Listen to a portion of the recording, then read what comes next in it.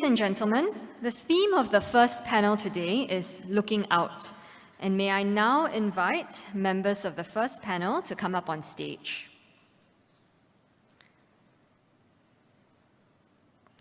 I'll say a little bit about this panel as the speakers are making their way up. We have 3 speakers, and as the title of this session suggests, they will consider the possibilities if key prevailing assumptions about the external environment, which have guided Singapore's approach to public policy, are no longer valid. Chairing this panel is a highly regarded diplomat familiar to you all and a person very dear to us at IPS. May I invite Professor Tommy Koh, IPS Special Advisor, to introduce this panel and the speakers. Professor Koh.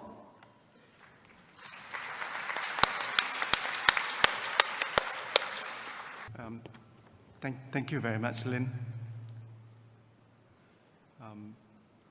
My good friend Janadas, my good friend Gillian, who is the designer and choreographer of this year's conference, friends and family of IPS. I want to remind the timekeeper that we are starting this panel 20 minutes late. So if I don't exactly end on time at 10:15, I hope you will be tolerant and forgiving. We are 5 days away from the new Lunar New Year, and I want to take this opportunity to wish everyone peace and prosperity in the new year of the rooster. I hope that in this new year, our hopes will be realized and some of our fears and worries as a result of some recent developments in the world will prove to be unfounded. I thank Janadas and Gillian for inviting me to chair this panel. It is always a pleasure to listen to Janadas, who is brilliant and eloquent. And at the risk that he might not invite me back next year, I wish to pick a quarrel with him on one of his points. Janadas said Southeast Asia, unlike China and India, does not have a civilization of its own. This is a view often perpetrated by scholars in the West, who regard Southeast Asia as syncretic, as a meeting place between cultures and influences, as having a civilization that's derivative and not original indigenous. I disagree with that. I have somewhere else written at some length that this is not true. Southeast Asia has a civilization of its own. If you divide Southeast Asia into mainland Southeast Asia and maritime Southeast Asia, I would remind Janadas that in mainland Southeast Asia, you have ancient civilizations of the Khmer, of the Thais, the Burmese, and the Vietnamese, which had existed for hundreds, if not thousands of years. And in maritime Southeast Asia, Professor Anthony Reid, in his brilliant books, have told us that for hundreds of years, you had polities, maritime polities that had existed, had the culture of their own, that had traded with one another. So Janadas, forgive me for disagreeing with you, but I hold a view which is contrary to the view of the West, that Southeast Asia does have a civilization of its own. And now, I want to say something about this panel. This panel consists of 3 wise men. But I was a bit disappointed that Gillian did not include in it at least one wise woman.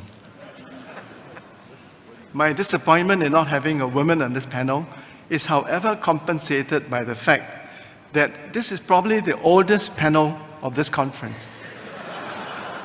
Professor Huang Gang-hu is 86 years young.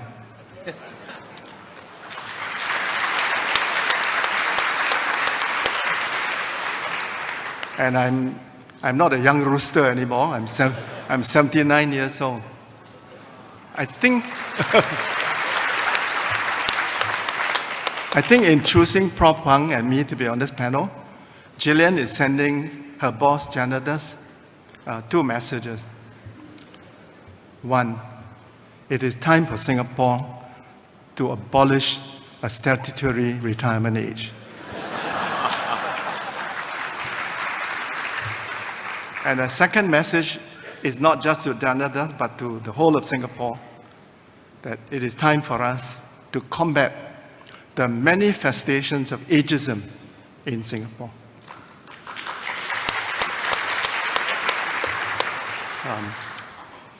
Professor Wang Gungwu is someone I've admired all my life.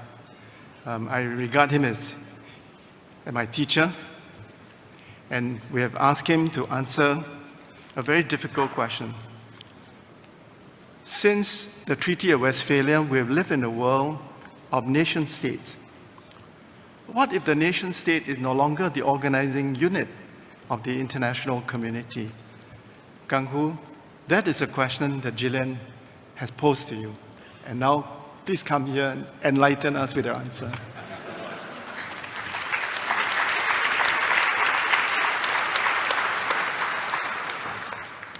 Thank you, Professor Koh.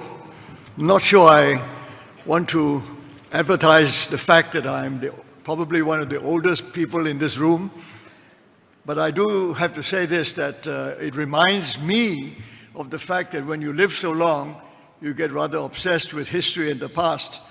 And when Gillian asked me to speak, I assume she knew that I would be more interested in the past than in the future. But of course, historians are always tempted to talk about the future, so every now and then we forget ourselves and make stupid mistakes about the future. And I can assure you that no historians have ever been right predicting the future. So let me begin with that warning to all of you not to take me too seriously. The other thing, of course, is that when Gillian, Dr. Koh asked me, I wondered whether there's an answer to this question. She assured me that she didn't have a fixed answer, but she didn't, fortunately for me, she didn't expect me to provide an answer either, but encouraged me to raise the question so that you can think about it. As a matter of fact, fundamentally, the question already has been answered by Janadas this morning when he described the very exceptional position of Singapore. His survey of the origins and the hard periods of Singapore's growth that has made it so exceptional reminds us that if Singapore is called a nation state, then the question of what is a nation state is in question itself. Because if this is so exceptional, what is a nation state? And this is where my historical instincts come back. Because the city-state that he describes it, of course, is not new. There have been city-states in the past, but they've not always had a very happy history. That's one. Secondly, nation-states we've taken rather for granted as being something that we lived with all the time. But actually, as you look into history, and you don't have to look that far, and it doesn't have to be so many very thick volumes to read, the fact is that nation-state is a very new idea. In the context of our human history, recorded history anyway, of about 5,000 years, the nation-state is a very recent thing indeed, a very young baby on the horizon, so to speak. Let me put it this way. If you talk to most people, most of my colleagues in universities, political scientists in particular, philosophers, they would say the nation-state started with the Treaty of Westphalia in the 17th century. And we have therefore had, as it were, nation-states with us for more than, 300 years. But if you look closely at it, and I have been forced to do so by Gillian to think again about this concept of a nation-state, I'm not sure that is true. In fact, I'm more and more convinced that we're living with the myth that the nation-state began over 300 years ago. That Treaty of Westphalia was drawn up not between nation-states. There was no such thing before that. They were drawn up by a number of kingdoms and empires that have fought themselves to a standstill for hundreds of years and decided that they should stop killing each other and sit down and talk. And when they did so, they finally agreed that it was stupid to go on killing and worked out a treaty to draw up the existing borders that everybody would then look after very carefully and treat as sovereign. But remember, the treaty was between kingdoms and empires. There was no such thing as a nation state. Since then, we've built up the idea that that was where it began. That treaty enabled nation states to emerge out of it all. And it is true, some of the small states in that context began to have safe borders, and they did survive for a long time. But remember, in the end, it was really a matter of agreement among powerful empires that drew up that treaty. And in fact, those empires became even bigger. Like the Spanish Empire was very big already, the British came, and the French Empire, even the Dutch, a small country, had its own empire. And then there were the Russian Empire, the Tsarist ones, various others in Central and Eastern Europe. And we can go on. And of course, the famous great Ottoman Empire, which was one of the greatest empires of its time. All these were empires. And it was really a treaty among empires not to go on fighting each other. And the small countries benefited from the fact that these empires had agreed to do something very sensible. That is the background. So that's why I say it's a myth to believe that nation states began in the 17th century is really very misleading. The second myth, and I have to now call it a myth, is that then in the 19th century, with the invention of international law, and all the lawyers after the Treaty of Vienna, the Congress of Vienna in particular, sat down and worked out some more permanent understandings of what sovereignty meant and what the laws meant and why people should not invade each other and all the ways of countries should behave and so on. And there are people who would argue that with international law, once you have a system like that, then nation states became possible. I think that is an acceptable proposition. But it's not the same thing as saying that nation states really began in the 19th century with the establishment of a set of international laws that most countries agreed on. Because if you look at the international law that was written at the time, throughout the 19th century, it was really about the agreement between very powerful empires. The countries that really mattered, the so-called great powers of the time, were the British Empire, the French Empire, the Russian Empire, the Chinese Empire, the Ottoman Empire, the Mughal Empire, and a few others. But it was really among them. And in fact, even among them, there were classifications. Those empires that were recognized as being civilized, and some of these empires were not regarded as civilized.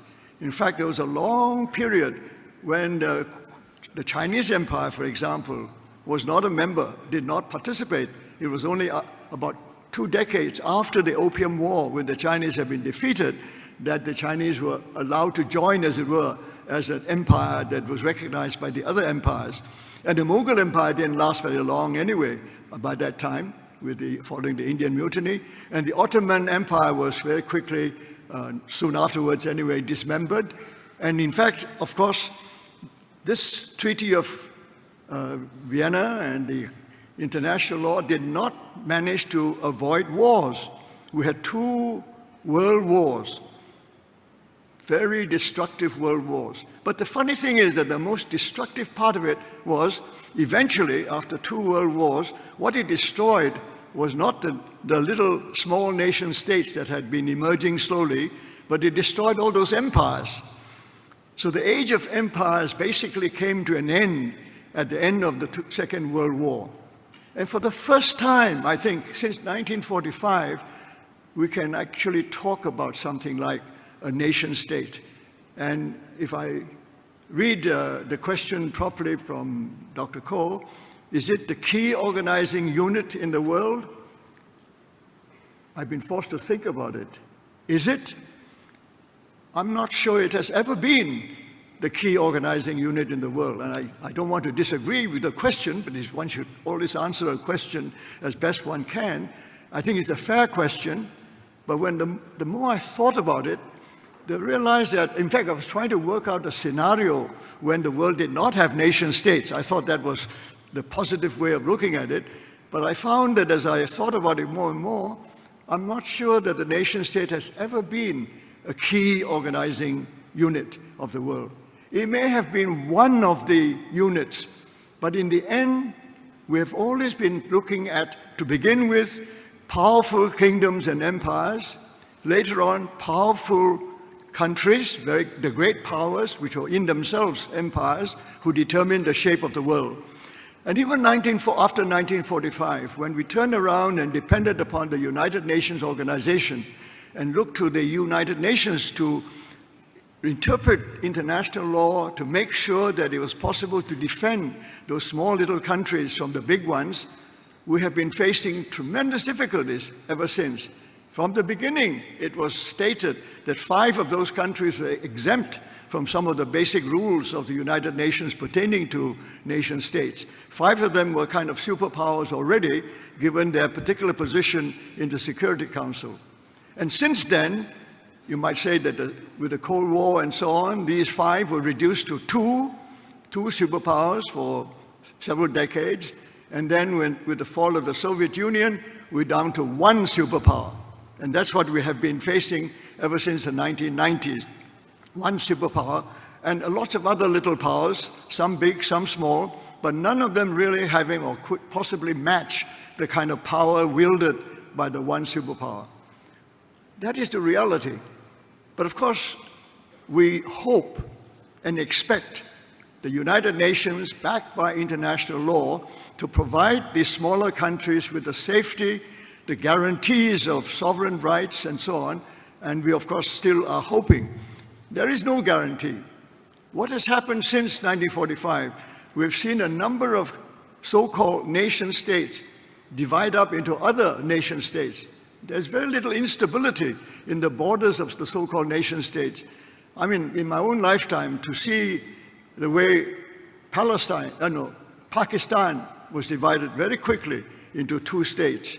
I mean, there were many others I can think of, or other efforts to change the borders, to make them 2 states become 1 state. Reunification of Germany, reunification of Korea has been talked about. Ever since I can remember, people talked about reunification of Korea. But there was a reunification of Vietnam. And the Vietnam reunification wasn't divided for too long, but it was reunified by war. And a very bloody war in which unexpected results was that the United States actually allowed the Vietnamese to win and bring the 2 parts of Vietnam together. These borders were changing. Well, Jana Das has already reminded us the shifting borders around Malaysia were matters of great concern for many years. In fact, we've only had a more or less stable border since 1965. For the 20 years after the Second World War, there was no clear borders in this part of the world. And even in questions of independence, Indonesia has to fight very hard to make Indonesia the one country that it is, not only against the Dutch, but against secessionist movements inside Indonesia, which fortunately for all of us, all of them failed. But it is not at all something that we can take for granted, that the nation state, once given its sovereignty, will always be able to maintain it. So I can go on listing. The most recent ones, of course, the collapse of the Soviet Union, and what is worse, not to anyone's expectation, the division of Yugoslavia. What kind of nation state was Yugoslavia that it could turn up into 5 different nation states almost immediately after the fall of or the death of Tito, its ruler? Now that is a very cruel reminder to us that what we're looking at, the nation state, is still very much work in progress. It's still an ideal. We hope that international law, the United Nations, and all these institutions that we have created, the world has tried to create for the last 100 years or so, we hope that they will succeed in protecting this nation state. So with that background, you can see that to answer this question becomes very, very difficult indeed, because I have to start by asking if the nation state is an organizational unit that can really protect itself. So in the end, we are up against the same principles. Big countries, medium countries, small countries. And how they work out their relationship among themselves becomes more and more significant as the distribution of power doesn't actually get more equally distributed. If anything, we see them grouping into great powers more than the small powers. I have the feeling, and it's a sinking feeling that I don't enjoy, that small powers are getting weaker relatively to big powers over the last 50 years. And it is not a comfortable feeling for me. And in that context, what are the possibilities? The scenario possibles are very limited. I had put down something for Gillian, and then I looked back on it and I said, I don't know that any of those scenarios are going to cheer anybody up this morning. I better not go into them and make you even more miserable. It's been bad enough in the rain this morning when I came. But thank you very much for listening to me. I have no answer. The answers will have to come from you. Thank you.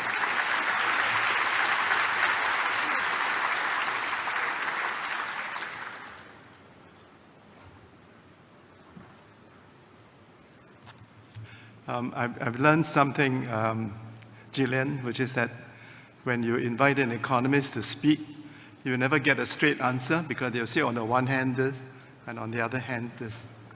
If you ask a historian to speak, you wouldn't get a straight answer either because they say, well, a historian can't predict the future. Gang Hu, thank you very much for your very interesting answer to Gillian's question. May I ask you a question, and then if you can think about it, so during a Q&A session, if you could respond to my question.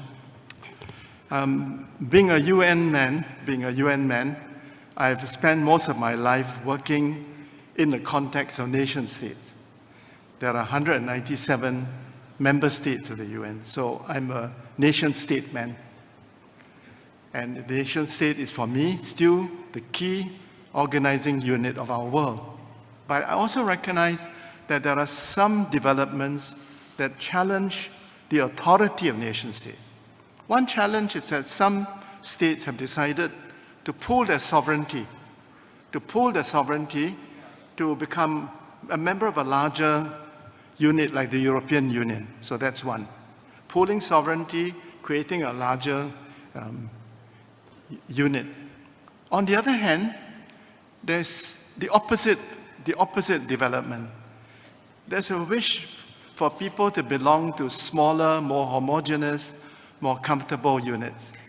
And so, for example, Czechoslovakia broke up into the Czech Republic and Slovakia. The Scots are determined to secede from the United Kingdom. The Catalonians are determined to secede from Spain, and so on. And the third development, Gang Hu, is this. Jana Das, in his opening speech, said Singapore is unique in that we are the only city that's also a country. But if you look at history, there are long periods when city-states was the organizing unit in ancient Greece, but also in Northern Europe, in the Baltics. There was a long period when cities, port cities, were the organizing unit. There was something called the Hanseatic League. So my question to Gang Hu is, with the diminution in the authority of nation states, are you likely to see the rebirth of a league of city-states, of port cities?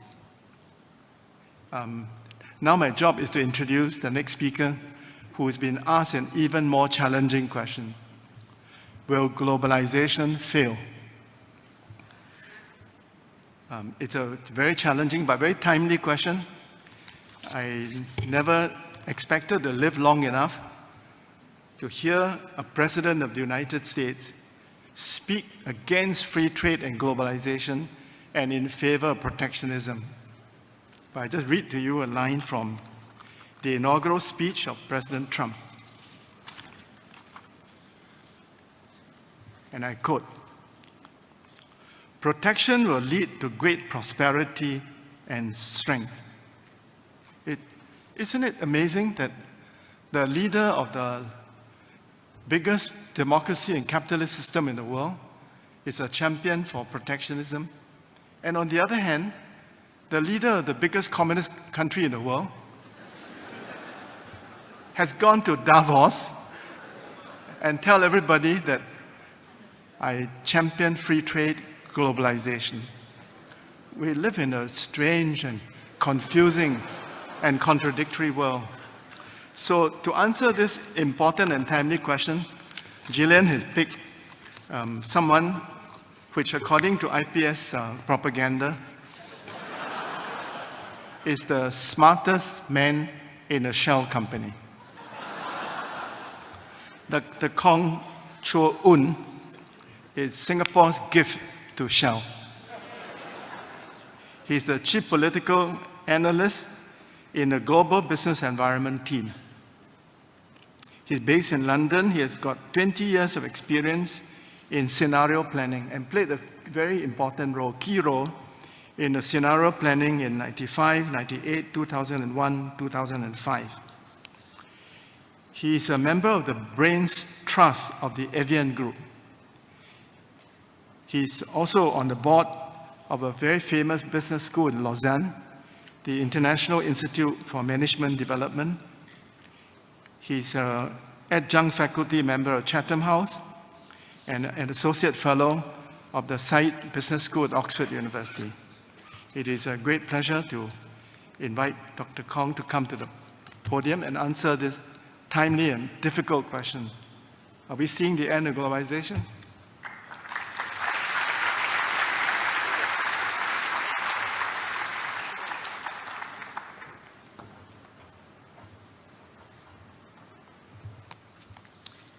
Thank you, Professor Koh.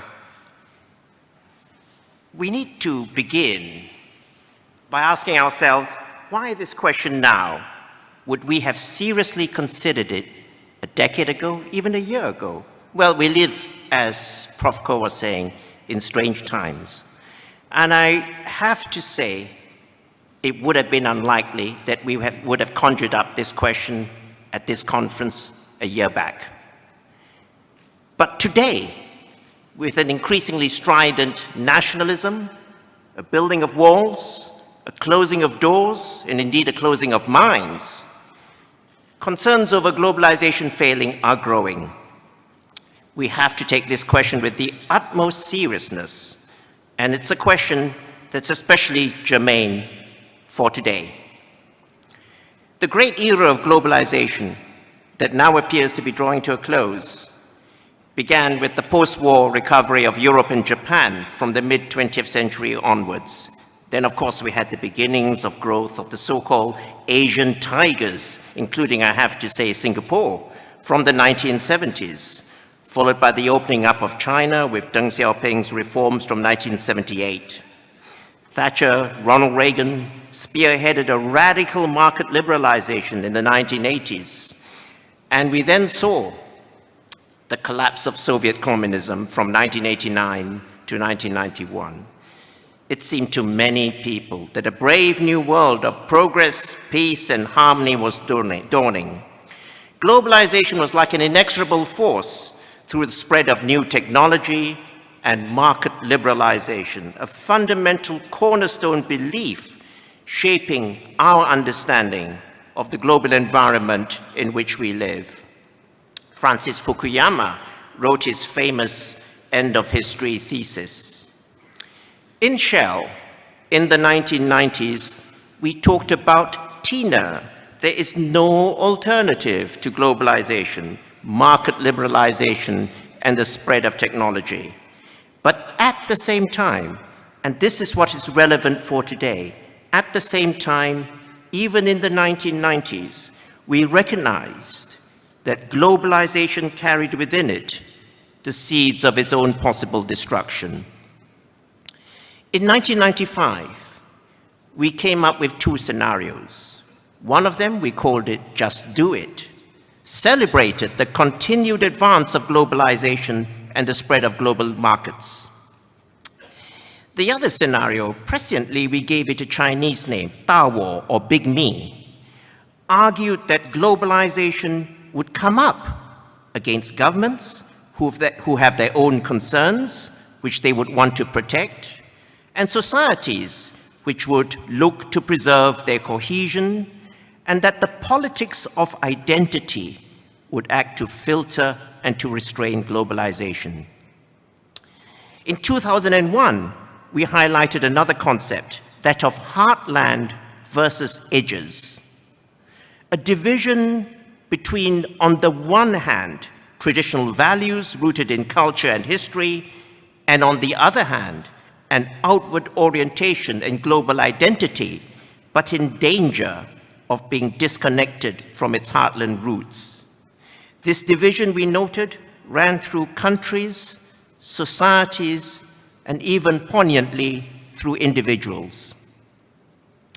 This understanding gave us two new scenarios. Prism, a story of heartlands resisting globalization, motivated by forces that do not have their roots in economic soil, and business class, a cosmopolitan global elite setting the terms on which the world would run. These scenarios led, of course, in markedly different directions. That was 2001. Now, the period of globalization that we look back on, in a way, came to an end, signaled by the Western financial crisis of 2008. But in 2008, in Shell, we switched focus.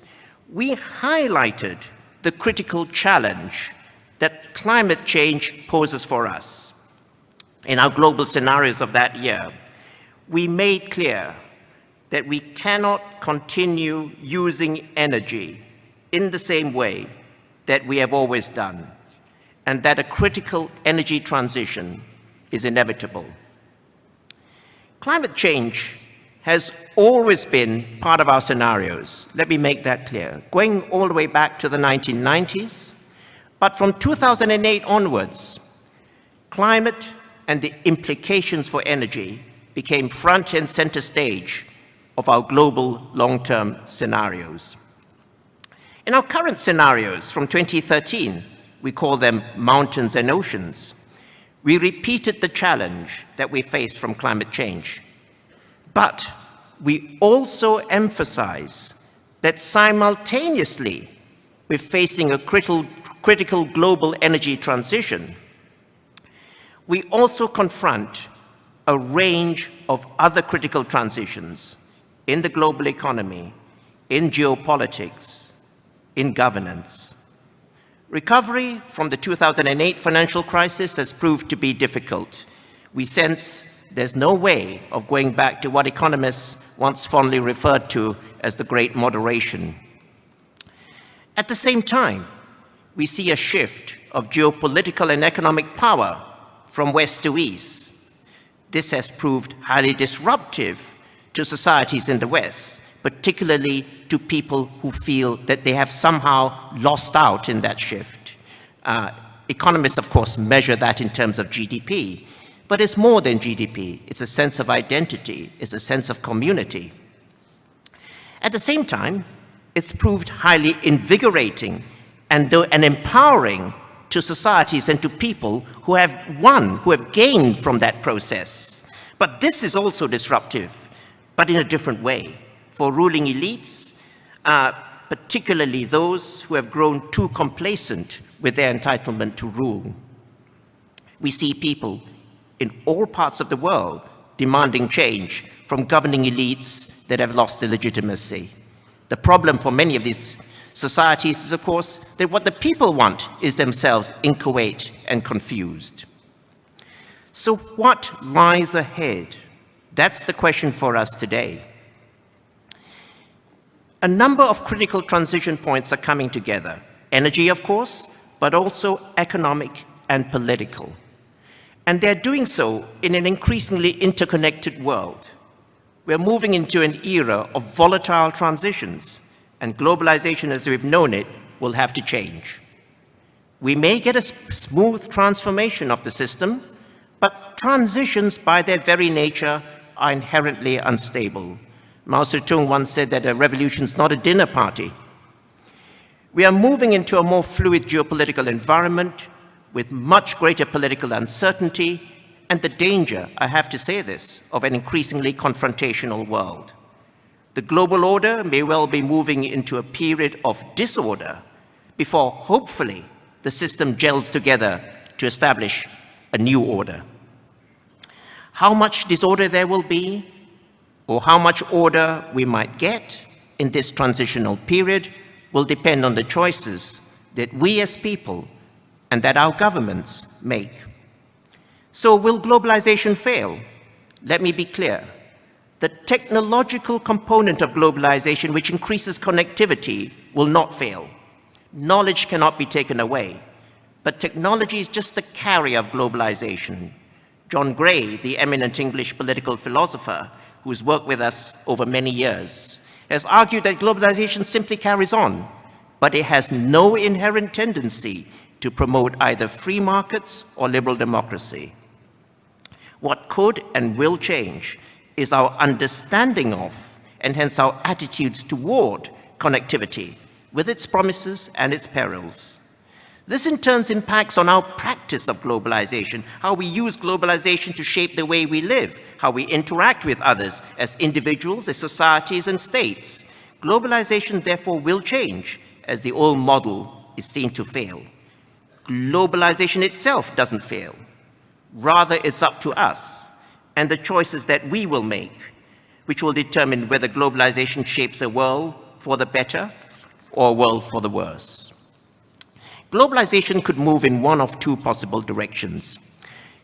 In one scenario, we call it mountains. It is states, nation states, who take the lead. Mountains is a world of state power. It is capitalist, but it is not liberal. Globalization carries on, but globalization slows as it increasingly collides with a resurgent nationalism. People don't trust markets. We see that in many parts of the world. They turn to governments to protect them from what they see as the destabilizing impacts of globalization. Nationalism, national competition intensify over time. But here's the rub. Countries will have to learn not to confront each other, but to get along with each other. Because only by working together will we be able to tackle the challenges of climate change, resource scarcity, global demographics that confront us all as a human global community. Tackling those problems requires hard choices. No one country, not even the most powerful, will be able to deal with them on its own.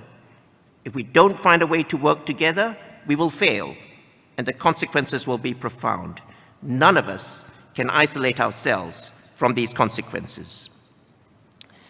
In our other scenario, we call it oceans. It's people power rather than government that shapes globalization. A new, more vocal politics gathers momentum and pushes change. It's driven by an awakening and increasingly vigorous civil society challenging government, seeking solutions outside of the public sphere. The debate on climate change could take place between generations. The debate on education between parents and non-parents. Ruling elites are challenged by new information technology empowered netizens. This is a more decentralized, diffuse globalization. And over the next decade, as different countries and societies, each with their own history, each with their own agendas, engages with globalization, each will put its own distinctive cultural, social, economic, and political stamp onto it. Instead of Tina, there's no alternative. We'll have Tara, there are real alternatives. Globalization provides a menu of different choices. So to conclude, globalization is transmuting into new forms, very different from today, and posing a different set of opportunities and costs for us. It is how we negotiate these new challenges that will ultimately determine the form that globalization takes and our eventual fate as citizens, as nation states, and as the world. Thank you.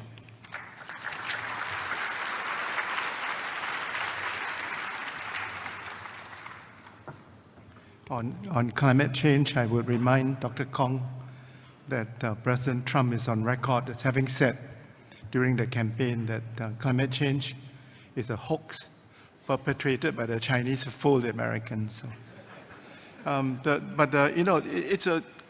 The question whether globalization will survive It's a very real question, you know. I mean, we see in Britain during the referendum, in the US election, angry voters who relatively not so well educated, live in the rural areas, who have suffered deprivation because their industries have become obsolete, the jobs have migrated, who are morally conservative and oppose what the liberals wish to do or have done. This is real, you know, this is real. So my question to you, Dr. Kong, is what can we do to satisfy these angry voters? And is there a danger that this phenomenon will spread from Europe and in America to Asia and even to here in Singapore? I think the most difficult question is the third question.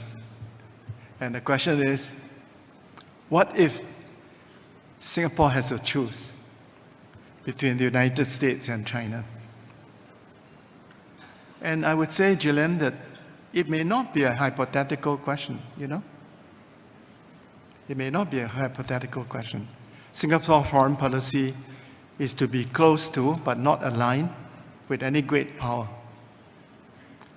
But when great powers are confrontational, as appears to be very likely between the new Trump administration and China,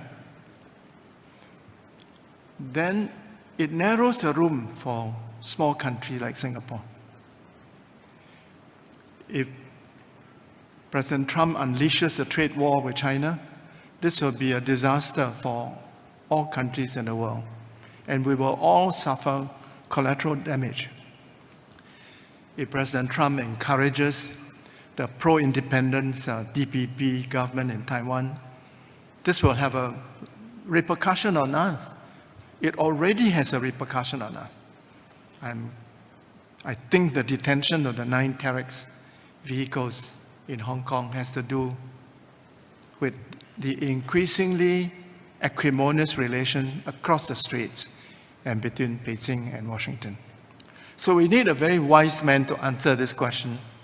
And we have in Professor Joseph Liao, a brave and wise man. He's the Dean of the Rajaratnam School of International Study. He's also the first Lee Kuan Yew Professor of Southeast Asian Studies at the Brookings Institution. Joe, come and answer the question. Thank you, Prof. Koh, and thanks also to Janadas and Gillian for the invitation, I think, given Prof. Koh's warnings. Actually, I was thinking that my main job on this panel was basically one, and that was to bring down the average age of the panel, and I think I've succeeded. So that in itself. A second point. Just now, Prof. Wang's remarks, he mentioned about how historians are terrible at predicting the future. Well, there's one group of people who are worse than historians, and that's political scientists, of which I am one. Now, so the question posed to me is, what if Singapore has to choose between China and the United States? Let me first say that if you are here and hoping that I would give an answer in the form of who we should choose, then I want to apologize at the very outset. I'm going to disappoint you. But what I want to do is to take a step back and look at, excuse me, and look at this question and its implications. Now, before I do that, before we get into the what if, let's just spend a minute considering the what was or what used to be. I think it's fair to say, and there will be consensus on this, that since the end of the Cold War, we have had a strategic equilibrium in East Asia that has been centered on stable Sino-US relations. And that equilibrium has allowed the region to flourish economically, while at the same time keeping the centrifugal pressures of strategic competition very much at bay, or at least contained. There are, of course, concerns that things are unraveling and the situation is going to change, not least because of the inauguration of the Trump administration, and very real concerns that American interests and engagement in Southeast Asia is going to slow down, to recede. While at the same time, China continues to be assertive. China's assertiveness will continue to gather pace. There will obviously be positive elements to it, in the form of their economic outreach and investments into the region. But there's also another dimension to it, and that we have seen ever so often in recent times. I would call it political browbeating or diplomatic browbeating. Now, for Singapore, our leaders have always stressed the point that we should not be placed in a position where we have to choose between the two great powers. Yet it is the very backdrop that we are confronted with today, with all these uncertainties, that is sort of compelling us to consider this question, which is why we're doing that today. It doesn't help in a sense that if you look at the latest reporting on developments in Sino-Malaysian and especially Sino-Philippines relations, it's been cast precisely in this language, that the Malaysians have chosen or are choosing, and the Filipinos as well. So, but before we talk about the scenarios and the conditions governing this issue of choice, let us just take a step back, as I said. Now, this notion of choosing sides, it immediately conjures up images of a zero-sum game, right? A zero-sum game that involves trade-offs, where choosing one side means that you are automatically distancing yourself from another. We've, in a sense, seen this before during the Cold War, when there are two camps at odds with each other. Now, the question is whether present conditions, Trump aside, present conditions allows us to view things in that manner. And by present conditions, I mean a world which is increasingly interdependent, interconnected, and digital technology driven. I would submit to you that it is not so straightforward. And let me put down a few reasons why I think so, at least insofar as US-China relations are concerned. Number one, I think that Chinese leaders in private will grudgingly admit that the US has had a restraining hand on Japan and Taiwan in this region. And we have to bear in mind that relations with Japan and relations with Taiwan are very important, are consequential foreign policy issues for the US, have always been, as far as Asia policy is concerned, okay? So in other words, even if Beijing is interested to limit the strategic reach of the US into the region, that does not mean that it wants the US to entirely disengage from the region. We need to bear that in mind. Number two, while there should be little doubt that the Trump presidency is probably going to scale back on interest and commitment in the region, it is not likely to disengage on its own from the region entirely as well. I mean, yes, the halcyon days of the Obama's administration's pivot, those are gone, okay? Those are gone, not coming back anytime soon. But Trumpisms notwithstanding, I think the US not only still has much to offer to the region, but it still has much to gain from continued engagement in the region in terms of economics, in terms of security, and importantly, I think that senior cabinet officials and even Republican Party elders are aware of that, even if the president is a bit nonchalant about it. Number three, China is already an economic powerhouse with growing political influence. So omitting it, eliminating it from the regional equation is simply ludicrous, right? It's an impossible thing to imagine. And number 4, we need to remember that, rhetoric aside, the scope and depth of bilateral relations between the US and China have widened and deepened considerably over the years. You know, not too long ago, bilateral relations essentially focused on a small basket of issues, right? The cross-strait relations, exchange rates of the renminbi, bilateral trade.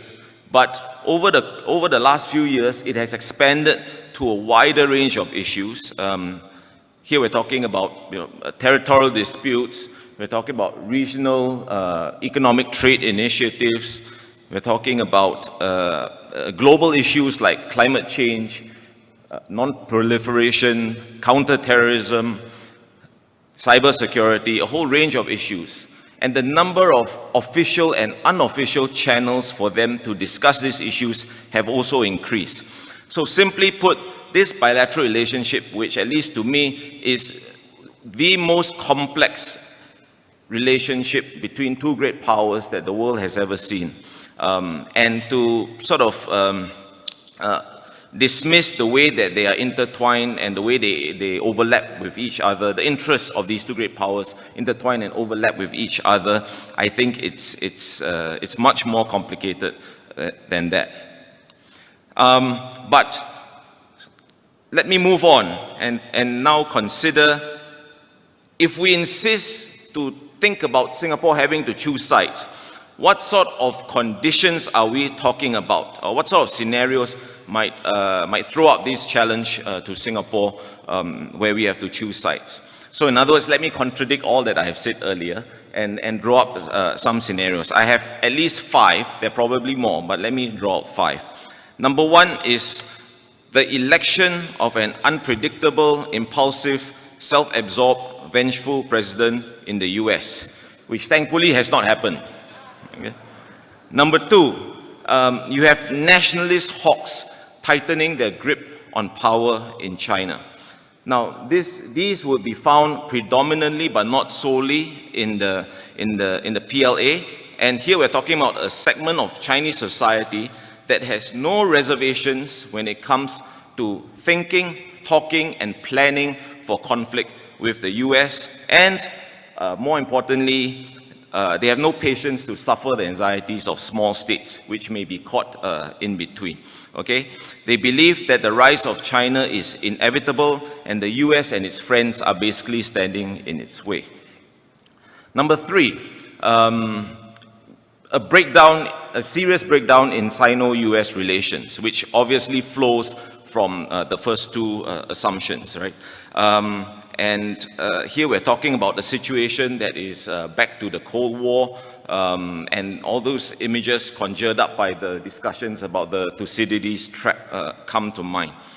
Number 4, perhaps an implicit agreement between the US and China to create spheres of influence. Not entirely, but here I'm talking about spheres of predominant influence, because I think it is quite unlikely that any of them are willing to cede entirely influence in a particular region to the other. Okay, and here perhaps the South China Sea would be an interesting litmus test of it, because I personally don't see the US, whether under Trump or even under Obama, really going out of its way for Philippine interests over a few features that tend to, most of them are submerged at high tide. And number 5, a failure of Singapore's diplomacy. For a good part of the post-Vietnam War era, Singapore worked hard not to end up in precisely this position that we are contemplating today. Okay, so we have to sort of consider that as well. Okay, now finally, if we were to choose, if Singapore had no choice but to choose, the question then is, on what terms do we choose?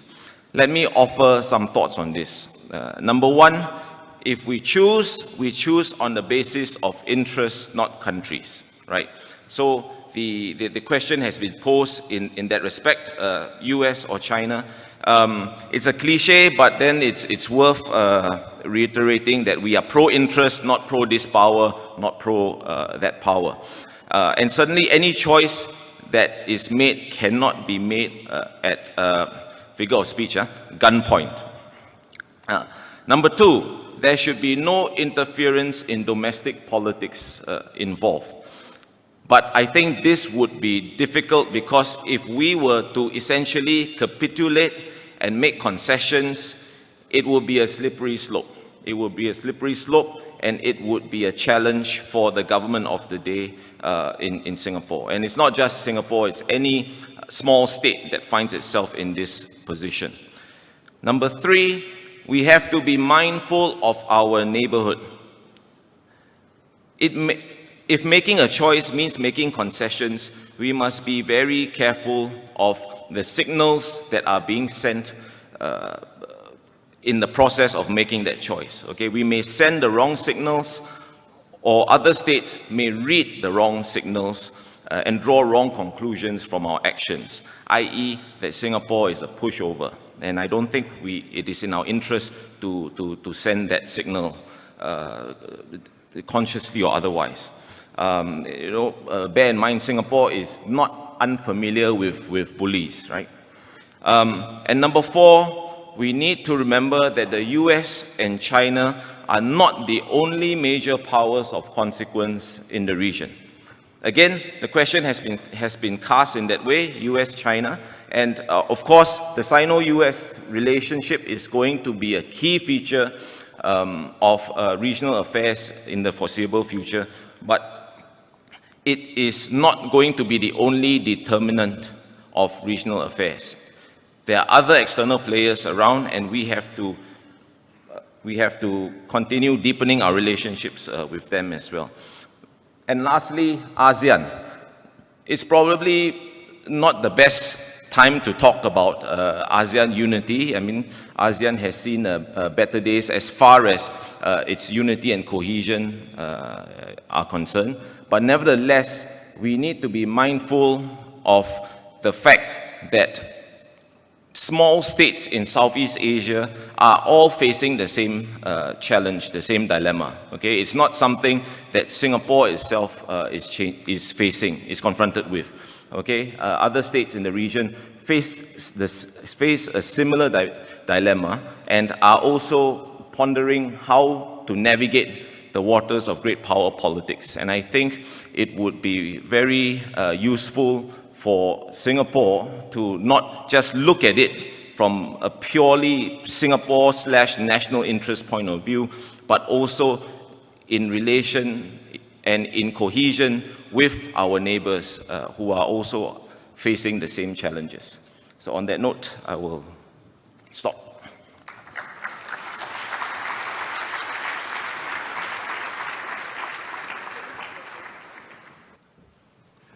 Thank you, Joe. I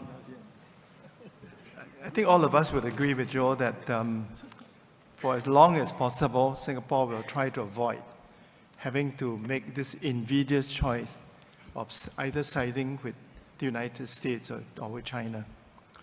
But if the worst comes to the worst, then Joe's advice to Singapore is that if we have to decide, there must be some criteria, some basis on which we will make this decision. And he's given us 5, I think, no? Is it 5? Yeah. 5. He said 1, it must be based on a calculation of Singapore's interests. Second, there must be a promise by the great power not to interfere in our domestic politics. Third, we need to consider our neighbors' feelings. Fourth, ASEAN could be a buttress, that if ASEAN could remain united, could remain neutral, then this will help Singapore not to have to make this invidious choice. I agree with that. And maybe Ong Keng Yong can say something about this later. Then he said something else which puzzled me. He said, well, there are other options. Are there other great powers? Other great powers than the United States and China? So, Joe, who are you referring to? Are you referring to Japan? or to India. So my question to you then is, what other options does Singapore have? You know? Or could we consider something that President Charles de Gaulle once proposed long time ago in the 1950s, which is that Southeast Asia should be recognized by all the great powers as a neutral region. Is that an option for Southeast Asia to become a neutral region, a neutralized? He made this during a state visit to Cambodia, you know. So I'm just putting this in a pot and ask Joe whether is that another option. So we have about 20 minutes for Q&A, but I'd like Prof. Wang to briefly respond to the question I posed to you, which is... Which question? Which question? Which is that the authority of the nation state is being challenged by three developments. One, some nation states are pooling their sovereignty and forming larger unions, like the European Union. A second development is to become smaller, you know, the breakup of the Czechoslovakia, the aspiration of the Scots to secede, the aspiration of the Catalonians to secede. So that's a second development. The third development is maybe we are beginning to see the rebirth of city-states, of port states, like the Hanseatic League, like the great city-states of ancient Greece. Is this on? Yeah. Thank you very much for your question, Professor Koh. I actually worked out a sort of scenario for Dr. Gillian Koh when I was asked to answer this question. I pulled back from it, not because I'm not prepared to speculate, but because I got carried away by other issues that involve the very nature of the nation state itself. But I do agree there are possibilities. For example, during the time when the great powers like the Soviet Union and the United States were in conflict and in tremendous tension, there were efforts to try and free ourselves from being dependent on either of the two. The first of them, of course, was Bandung in our part of the world, when people like Sukarno and Nehru and others in Africa got together to try and create a group of states that were not dependent on either the United States or the Soviet Union. Well, we know that that didn't really work out. I mean, a lot of efforts were made, something has survived. There's something called a non-aligned movement. When there's no more Cold War, who are you aligned with? You know, so it's pretty meaningless in some ways. But nevertheless, you can see that groups of small nations and middle-sized nations who don't want to depend on these powers have always tried to do something. So ever since 1945, ever since the Cold War started, that has been going on. But when the Cold War ended, the reasons for doing that became less obvious because you're not choosing between the two. So unless we're trying to reconstruct the second Cold War between the United States and China, which I hope we're not doing, but if we put it in that light, then maybe we'll have to go through a second stage of experimentation with the kind of groupings that Bandung Conference and the non-aligned movement tried to do. But that kind of neutralism that they offered came to nothing, to be quite frank. It came to nothing because it turned out to be very unrealistic. So the alternative to that, and I can work out, you can see European Union, ASEAN, they're all struggling. And one of the reasons why they're struggling is because they all have some notion of the nation state, which to my mind is outdated. In the case of Europe, the biggest problems like Brexit and all the others represent residues of the old ideas of nation state, the way the sovereignty has to be maintained and sustained at all costs. But for ASEAN, the problem is that we haven't even begun to be nation states yet. We are nation building, as I said, work in progress in the sense that all our little nations that came out of decolonization were not really nation states. We were countries, yes, given the kind of legitimacy by the United Nations, but none of us were really fully nations in the way that the nation states were created in Europe out of the Great Wars. Now, the fundamental thing was that in those nation states were created because the big powers allowed them, and it was in the interest of the great powers to let them remain. And what was the result? The result was the small nation states managed to preserve their sovereignty in Western Europe, but the great powers began to expand their empires elsewhere. So that they stopped fighting each other in Europe. They fought, in fact, in Africa, in Asia, and elsewhere. And they did the fighting to break up and carve up the world to have bigger and bigger empires. Now that was the 19th century. And then they were worried about that as well, but as I mentioned earlier on, it didn't prevent them from 2 world wars. So what kind of stability is that? International law that was worked out in the 19th century, all the efforts of these empires to avoid fighting each other in Europe and fought elsewhere. In the end, they fought in Europe as well. And what happened? It basically destroyed those old empires, which was good for us. But we now are in a very uncertain stage of building something.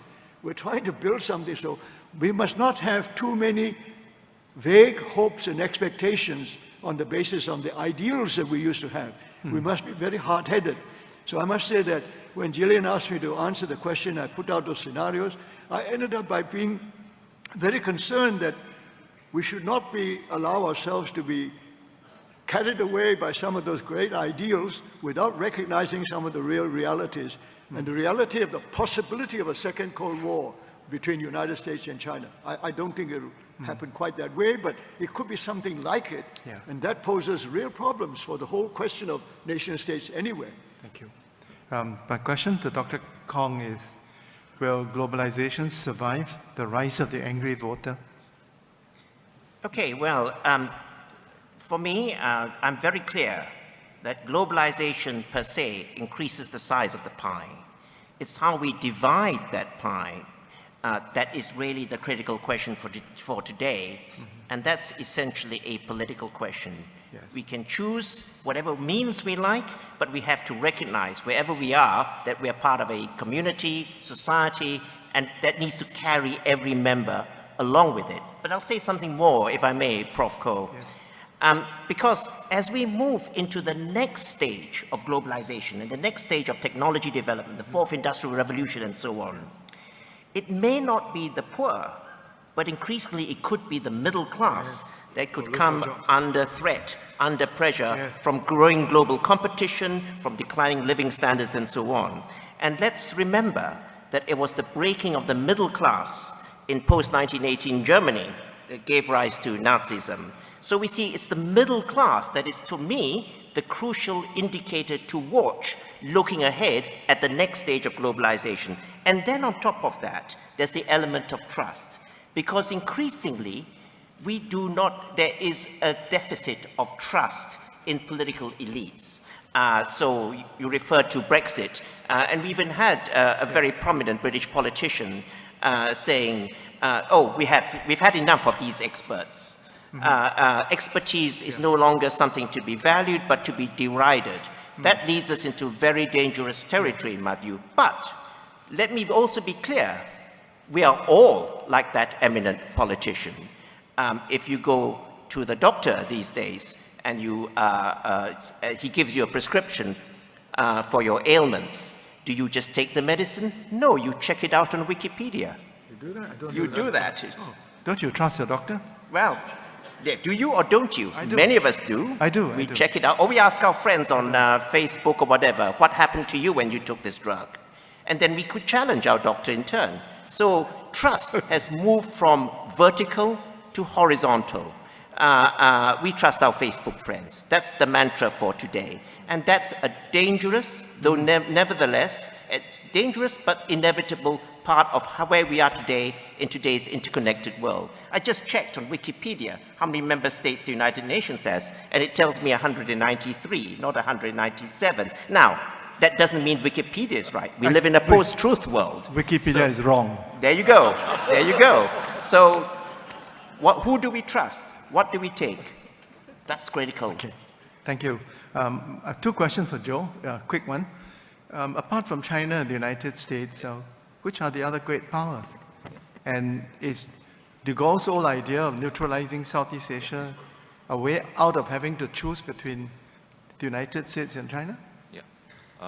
On the first question, when I was speaking, I was quite deliberate because I didn't want to get into this tangled discussion on what are the qualifications of great powerdom, what makes a great power great. So I used the term external powers, of which there are a number, external major powers. The obvious candidates, at least as far as our region is concerned, are Japan, India, Australia, and Russia. Okay, and Australia, in fact, Australia, it's not a great power. I think it's a major enough power to be factored into the equation.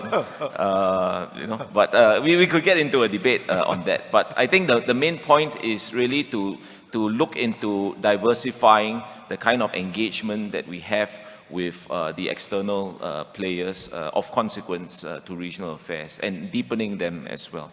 On the second question, I think actually Prof. Wang himself had helped me out already with your response to your question. But let me just mention that for Southeast Asia, we've attempted that, right? ASEAN attempted that with ZOPFAN, if we remember, way back in from 68 on to 71, the great discussion on neutrality, neutralism, neutralization, etc. So it was articulated in 1971 in the KL Declaration as an aspiration, which was repeated in the 76 ASEAN Accord, but it's never moved beyond aspirational, that aspirational stage. If you look at the region today, I think it is going to be tricky. It will be tricky for a number of reasons, chief of which is because if you look at the influence that external powers have played or already play in the region, they have been enmeshed into regional affairs already, and it was part of a deliberate strategy on ASEAN's part, immediately after the Cold War. So to now sort of undertake a major shift in terms of regional thinking on how we relate to the external powers, I think will be quite challenging. And number two, ASEAN has prided itself as being at the heart of a number of initiatives through which this enmeshment of external power interests has taken place, right? The ARF, ADMM+, EAS, and I think ASEAN's intent, as far as I can tell, is to continue to do their best to drive that process. But of course, the question is how receptive the external powers will be. Provided we remain united and neutral. Yes. Okay, we have only 12 minutes left, so I'm going to take 3 questions at a time. 3 questions at a time. Let's take one from this end, one in the middle, and one from the left. Yes, please. Could you introduce yourself and put your question briefly to which panelist, if you could tell us, please? Yeah. Good morning. My name is Darian. I just finished my national service and I'm waiting to go off to university. I have 2 questions for Professor Liao. So firstly, given that recognition of the One China principle has been the foundation of the Sino-US bilateral relationship since the 1970s, I've been quite disturbed by some of Trump's recent rhetoric about Taiwan.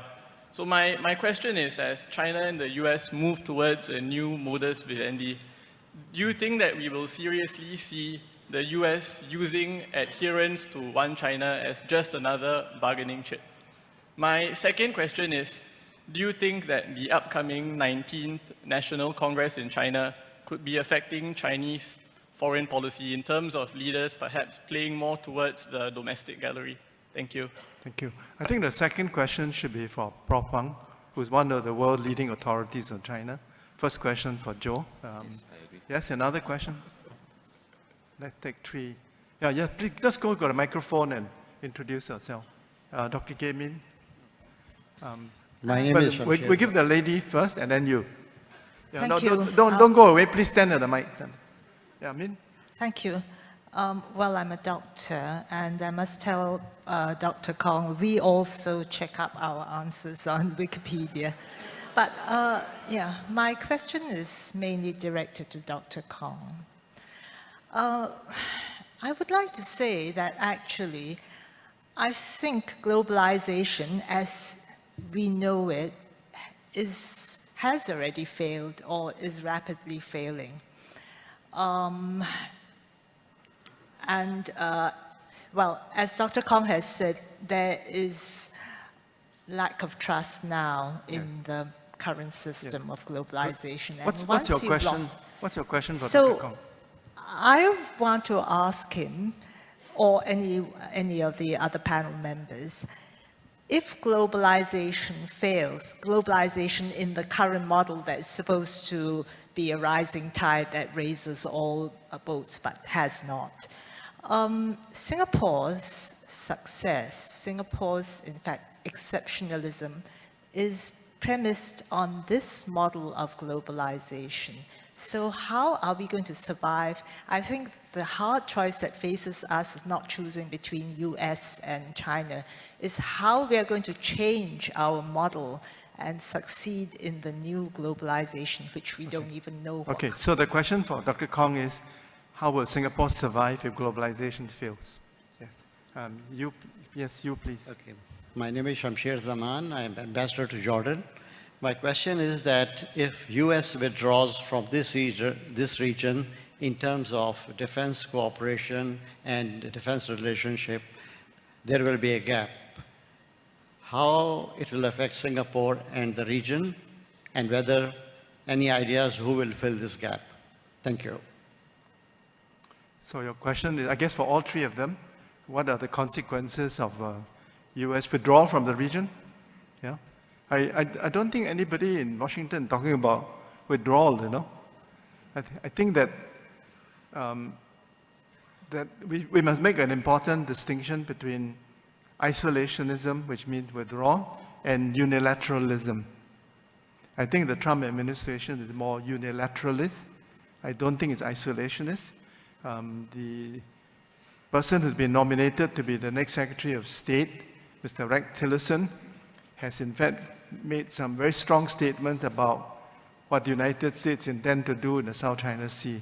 So this is not the statement of a future Secretary of State that wishes to withdraw from the region. But anyway, thank you for your question. Let me see if are there any other questions? Yes, please. Yes, yes. Barry Desker. Ambassador Barry Desker. Thank you, Tommy. My question to the panel is, all of you actually represent internationalist, supranational perspectives. But in a world where connectivity is increasing, we are having instead the opposite occurring at the local level. Yeah. Primordial loyalties are being emphasized. Yeah. Loyalties to clan, religion, language, and ethnicity. How do we deal with the challenge that this poses? Thank you. Well, that's what I was referring to by the angry voter, no? You're right, the four of us here are all part of the global elite, no? So I guess your question, no, it's a very important question, no? And we should all be worried about the rise of the angry voter in the West. People who feel left out of trade liberalization, economic integration, globalization. They fear they'll be victims of the fourth industrial revolution. But Dr. Kong has warned us, the victims will not just be the working class, it will also be the middle class. So let's get a panel to respond to these questions. Let's start on this end, Dr. Kong. Okay, so if globalization fails in its current model, what about Singapore? Because Singapore's success is premised on this particular model of globalization. Well, all I will say is that we don't know which way the international order could move. It could move to a world of hardening nation states, that's how it looks at the moment, but it could equally move to a world in which connectivity means that it's people rather than governments that are more empowered. Whether they're right or wrong, they will push for certain things. And in a very fast-moving people power world, it may well be smaller entities that are more nimble in adjusting their model of national success that could be more successful than big lumbering states who could turn out to be the dinosaurs of the future. So if I could just unfold another question that was raised, which is, relates to the US. We know, for instance, that the US the new US president has talked about withdrawing from Paris COP21. Whether he's able to do so, that's a different matter, but he's talked of his desire to do so. Now, it may well be that things are already moving in the United States, market forces, initiatives by local state governments that will actually carry on that momentum on dealing with climate, irregardless of what the White House says. So we may well find that action is happening, but not necessarily where you think it is, at the locus of national power. Thank you. Gang Hu, what can we expect from the 19 People's Congress? And what are the consequences if the new administration in Washington does not honor the One China policy, which is a foundational principle of US-China relations? Well, this is a very sensitive subject, as you know, for the Chinese, partly because they have, from the very beginning, looked upon the whole history of China in terms of their own civil war, which was fought between 1945 and 49 with the victory of the Chinese Communist Party. And the Communist Party has interpreted that to mean that their job is not yet finished until the country is totally unified. That's the fundamental argument. And so when we talk about one China, we have to bear that in mind. In the eyes of the Chinese, they're not yet one China. They're sort of one and a bit. And they want to make sure that it becomes one China. Of course, if you want to be really facetious about it, one can ask whether the United States is one United States today. There are really doubts that some of the divisions within the United States will last for a little while and be quite a job for for somebody like President Trump to really bring the United States together again. At least that would be quite a test for his presidency. But the question of oneness goes back to this idea of the sovereign nation-state idea. When Professor Barry Desker asked a question about other more primordial instincts, of course there are. In fact, they are very, very important. And one of the reasons why nation-states were created in the first place was try to get away from some of these primordial instincts. I mean, it was the war of religion in Europe that led to such terrible killings for hundreds of years before they finally agreed on the Treaty of Westphalia, was trying to cut down so that they don't fight on the basis of religion. And as far as race is concerned, of course, this spread out. Once that was set out, it meant the white man conquering the rest of the world and causing a lot of racial divisions and other divisions. But of course, throughout the world, throughout history, there have always been tribes and nations and other loyalties, and they still exist. They will not go away. Nation states have not got rid of them. Nation states have tried to contain them, and by building a successful nation, you manage to, one of the marks of a successful nation is you can keep all these primordial instincts down to a minimum. And that's all you can hope for, so that the people will turn their loyalty to something new called a nation state.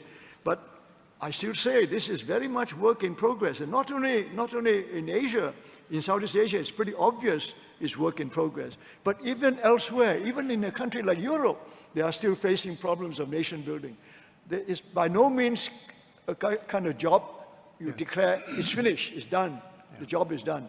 It is going to go on, and these tensions within nations will always be a source, something that other nations can exploit, and it will always be something that you've got to watch out for. So I end by simply saying that whether it's China, United States, or the small nations, the business of trying to build a nation, one nation, is a very tough job, and it never stops. Thank you. Joe, you have the last word, so be brief. Huh? Okay. Two very important questions. One, will the United States withdraw from the region? And number two, in spite of all the interdependencies between the United States and China, is it possible to envisage a future conflict between the US and China? Bearing in mind the two big lessons from World War I. Lesson number one, economic interdependence is not a guarantee of peace. And number two, one should never underestimate man's capacity for irrational behavior. Fair enough. Okay, very quickly, my responses. on the first point about withdrawal, I don't expect to see a withdrawal as such. I think that the US will still be in the region. In fact, you could turn that argument around and say that the concern is miscalculated escalation. You know, like if what Rex Tillerson envisages on as far as the U.S. policy on the South China Sea is concerned, for example, you know, so that is not that doesn't look like withdrawal to me. The second issue, and if I can tie that in very quickly to the point about Taiwan, I think that for the Trump administration, or Trump himself actually, he's staring at a very curious contradiction. That is to say that if Trump was to sort of renege on the one China policy, which I think would be very foolish of him to do, then the Chinese, of course, are going to up the ante for sure, right?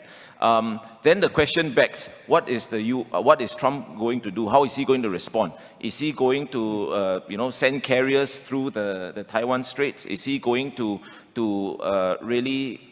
troops in Taiwan? Yeah, exactly. Escalate to the point of conflict. If he does, then one recalls his statement at his inaugural address that enough of this defending friends at the expense of the American people. So, how are you going to sort out that sort of cognitive dissonance there? Thank you. Thank you very much. I'm afraid that's all the time we have. So please join me in thanking the three panelists.